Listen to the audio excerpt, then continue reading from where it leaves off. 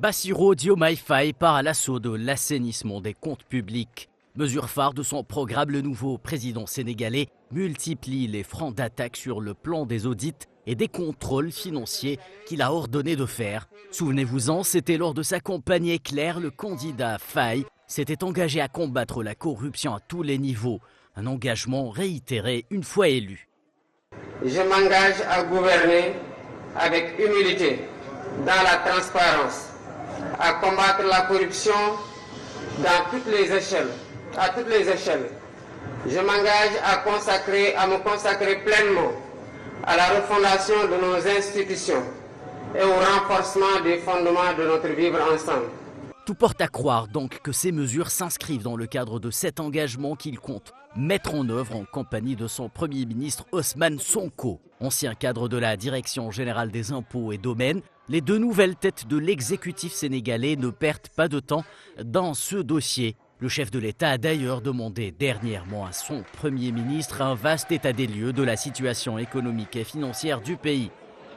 Dans une lettre datée du 8 avril adressée aux fonctionnaires et agents de l'administration sénégalaise, le président encourage ces derniers à faire preuve d'exemplarité et de transparence. Autre mesure phare qui s'inscrit dans le cadre des efforts en vue de renforcer la transparence dans la gestion des deniers publics mise en place par Faye, les institutions de contrôle, à savoir la Cour des comptes, l'Office national de lutte contre la corruption et l'Inspection générale d'État. Ils doivent publier le rapport de ces 5 dernières années.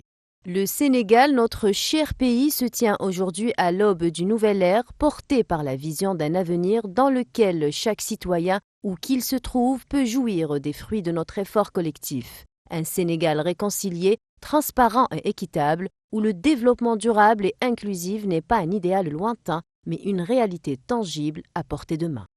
Les sociétés publiques sont également concernées par cette dynamique. Un audit du contrat qui a été conclu entre l'État du Sénégal et la société de gestion de l'eau dans le pays Séno, qui n'est autre qu'une filiale de l'entreprise française Suez. Des mesures jusque-là saluées par les acteurs de la société civile sénégalaise, en attendant que d'autres chantiers et engagements de campagne soient mis en œuvre par le président sénégalais.